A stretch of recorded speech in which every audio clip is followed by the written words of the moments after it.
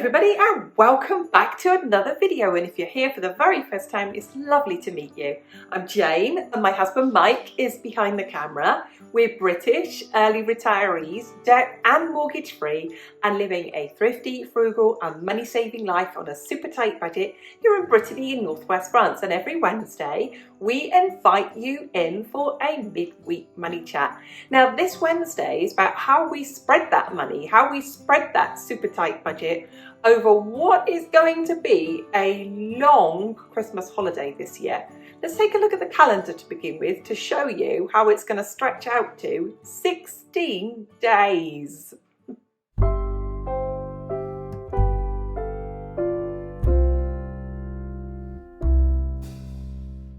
If you've been here before, you'll know that I say this frequently, and that is I do like to be reflective, and it is important that I add this in to start with. With many people in many of the jobs, this time of year is just another day. It really is.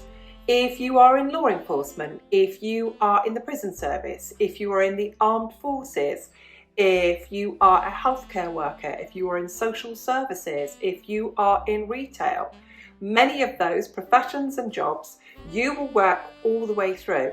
I myself have been a care worker in the past, and I've worked right through the Christmas period. I've done night shift the night before on Christmas, and I've worked all the way through. So first of all, let's celebrate all those people, give out massive thanks to all of those people who will be working as normal. But for lots of people, it is a time of holiday. So let's have a look at that calendar now of how it's going to stretch out in some cases to, as I said, 16 days.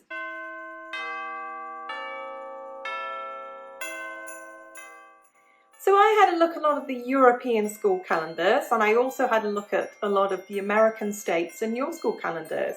And a lot of your schools are breaking up on the 22nd of December, which is the Friday, so you're going to finish on the Friday, and you aren't going to go back to school or back to college or back to university until Monday the 7th of January, and it's very much the same here too in mainland Europe. UK, you might have a few days where your children go back to school, but it is a long time and it amounts from start to finish to 16 days.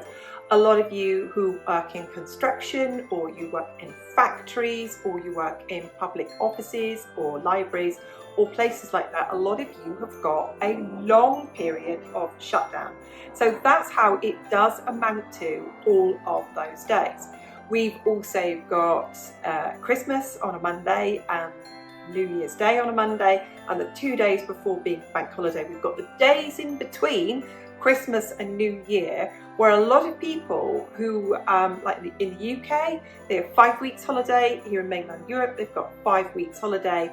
And those days are precious and spread out, especially if you've got children and you're trying to fit them in as well. And those of you who live in countries where you don't get much holiday at all, you know, you're really going to be, you might have half a day here or a day there, but still you're going to be trying to maximize those holidays and taking those 3 days off between, which still amounts to a lot of days. So there we are. We can see by looking at the calendar now, it is quite a long holiday, and especially if you've got children, it can get expensive if you're trying to amuse them or keep them busy.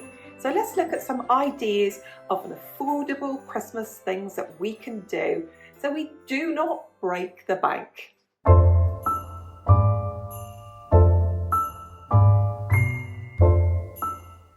The first thing that is monumentally expensive is all of that Christmas food. We do need to remember that Christmas actually is maybe Christmas Eve and Christmas Day and Boxing Day if you celebrate it, which is the 26th of December. And then it's New Year's Eve and New Year's Day, which is like 5 days of maybe special food. But we've got the rest of the time of the holiday that we would need to plan in the meals just as normal. We do not have to eat like it's Henry VIII's Christmas feast every one of those days.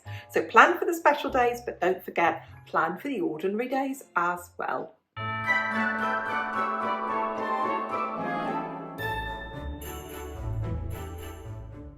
The next one is to plan in, because it's going to have a cost implication, isn't it? Having visitors and going visiting, because I love that at Christmas time.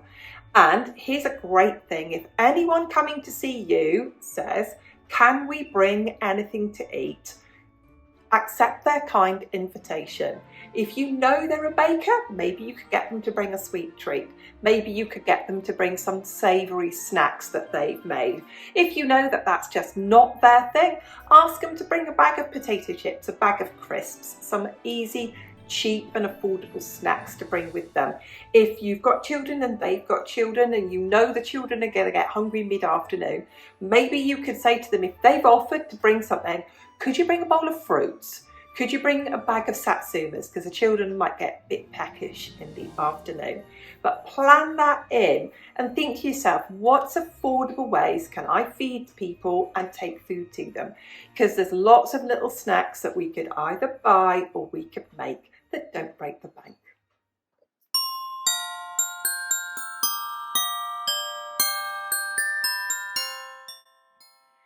Now, something that's really affordable that we love to do over Christmas time is to go and look at the Christmas decorations around us.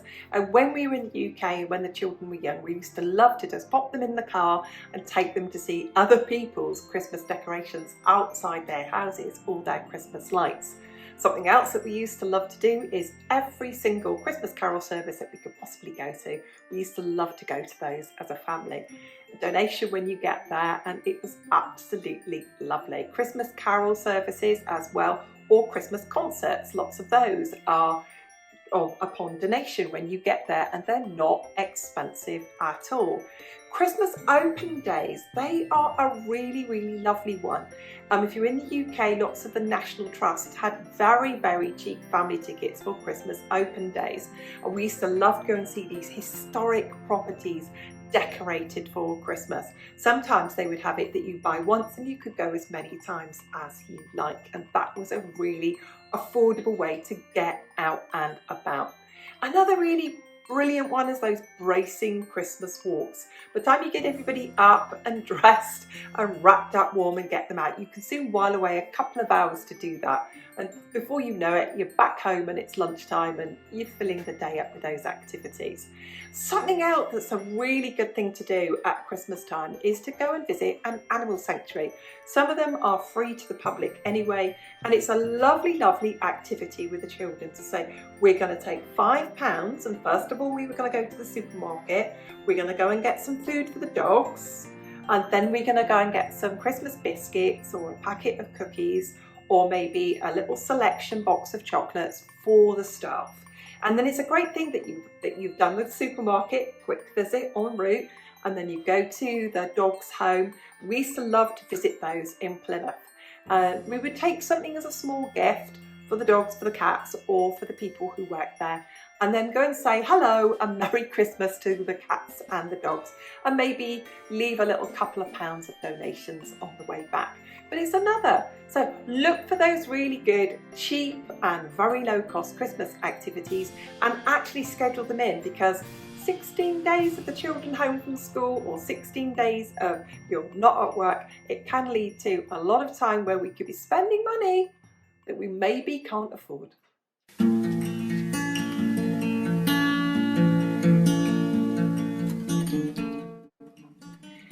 In that time where we've got all those days off, it can feel a bit hectic sometimes, and it can be emotionally and physically draining. And I think it is really important to schedule in days where you do nothing, where you just stay at home and go, today we're going to get up kids, get up family, we're going to give the house a clean and a tidy up, we're going to eat whatever leftovers we've got in the fridge, we're going to put some Christmas movies on, or we're going to play with some puzzles, or we're going to have a reading hour, or we're going to have a time in the day where we shut off all social media, all of the telly, all of the noise, and we just have some quiet time. So look at your calendar and think to yourself, can we factor in some very quiet at-home days where we just chill out and take a breath?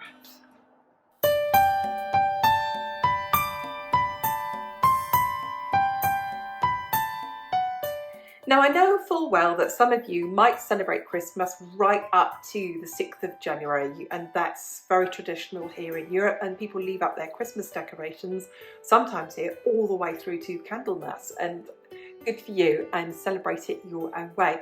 But for many of you who have got that back to work, back to school, back to college, back to the factory, back to the office. It's quite good after Christmas, and it's a very good settling activity with children as well, to have a back to normal day. So schedule in the day that you are going to take down the decorations, that you're going to put them all away, that they go back into the attic, they go back into storage, back into the garage, that you give the house a good clean, and they back to normal day.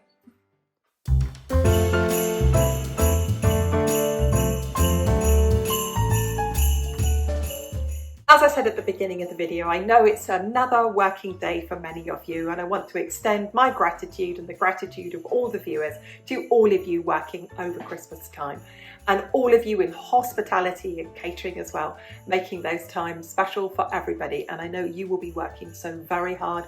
And to everybody out there, keeping us safe, keeping us warm, making sure that the electricity is running, or the water's running, or the roads are working, or the snow is cleared, or anything is looked after. We want to extend our appreciation and gratitude to every single one of you. And we love to hear from all of you. To all of you who do have a break this year, let us know. How do you fill your time over Christmas time? Do you do anything special? How do you entertain your children or your grandchildren over this time? Let us know. And I know many of you love to read the comments too. Thank you to everyone who's watched the video today. A million thanks to everyone who hits the thumbs up button. Thank you to all subscribers, old and new. And we hope that you can enjoy all the videos that we put out over Christmas time. And don't forget to hit the notification bell, because we've got lots of extra videos to celebrate Christmas as our Vlogmas starts from today. See you soon. Bye for now.